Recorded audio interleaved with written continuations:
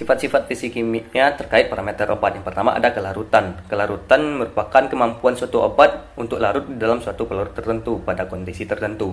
Faktor-faktor yang mempengaruhi kelarutan obat termasuk sifat fisiokimia obat seperti polaritas, ukuran molekul, dan kekuatan interaksi antar molekul. Kelarutan obat mempengaruhi bioavailabilitas dan efektivitas obat karena obat yang tidak larut dalam cairan tubuh tidak dapat diserap oleh tubuh dan digunakan. Dalam bidang farmasi, kelarutan sangat penting dalam produksi obat-obatan. Salah satu contoh reaksi kimia yang terjadi pada bidang farmasi ialah pada reaksi pengendapan.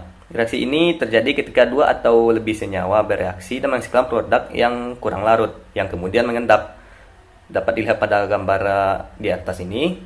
Dalam reaksi ini, natrium hidroksida atau NaOH bereaksi dengan magnesium sulfat atau MgSO4 untuk menghasilkan magnesium hidroksida atau MgOH2 dan natrium sulfat Na2SO4.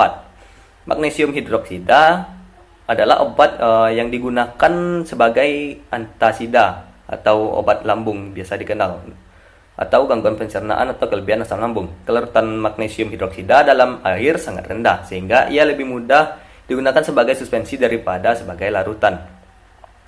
Yang kedua ada koefisien partisi. Koefisien partisi sendiri merupakan perbandingan konsentrasi obat dalam dua fase yang tidak saling tercampur, seperti minyak dan air.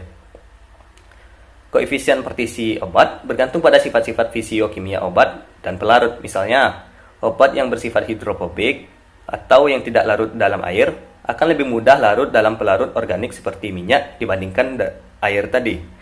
Koefisien partisi obat penting untuk memahami distribusi obat dalam tubuh dan potensi obat untuk menembus membran sel yang akan dituju. Dapat dilihat pada gambar ini merupakan contoh reaksi kimia yang terjadi, seperti senyawa alkaloid yang bersifat basa lemak akan lebih banyak terlarut dalam pelarut organik karena memiliki koefisien partisi yang lebih tinggi dibandingkan dengan senyawa polar yang terlarut dalam air. Berdasarkan gambar ini, senyawa basa lemah menjadi senyawa ionik yang lebih larut di dalam air. Yang ketiga ada ikatan hidrogen. Ikatan hidrogen sendiri merupakan interaksi antara atom hidrogen dan atom oksigen, nitrogen atau fluorin yang terdapat pada molekul obat. Ikatan hidrogen sendiri dapat mempengaruhi kelarutan dan stabilitas obat serta aktivitas biologis obat. Misalnya, ikatan hidrogen dapat mempengaruhi bentuk molekul obat dan interaksi dengan target biologis seperti reseptor atau enzim. Dapat dilihat pada gambar ini contoh reaksi kimia yang melibatkan ikatan hidrogen dalam bidang farmasi. Salah satunya itu reaksi hidrolisis ester. Dalam reaksi ini, ikatan hidrogen yang terbentuk antara atom hidrogen pada molekul air dan oksigen pada gugus karbonil pada ester dipecah, kemudian membentuk asam karboksilat dan alkohol. Di sini R dan R, mewakili rantai hidrokarbon yang dapat bervariasi pada ester yang berbeda. Reaksi hidrolisis ester sering terjadi dalam pemecahan obat-obatan oleh enzim di dalam tubuh manusia sehingga dapat mempengaruhi dari metabolisme tubuh manusia itu sendiri dan efektivitas dari obat tersebut.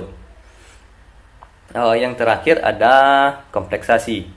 Kompleksasi di sini merupakan interaksi antara obat dan molekul lain, seperti ion logam atau molekul organik, untuk membentuk suatu kompleks yang stabil.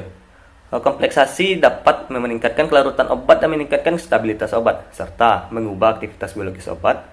Misalnya pada kompleksasi dapat meningkatkan kelarutan obat yang bersifat hidrofobik di dalam air atau meningkatkan potensi obat untuk berikatan dengan target biologis. Contoh reaksi kimia yang terjadi pada bidang farmasi sendiri itu pada gambar ini, kompleksasi obat dengan ion logam. Sebagai contohnya itu kompleksasi antara obat antiinflamasi non-steroid atau di sini NSAID dengan ion logam seperti Fe3+.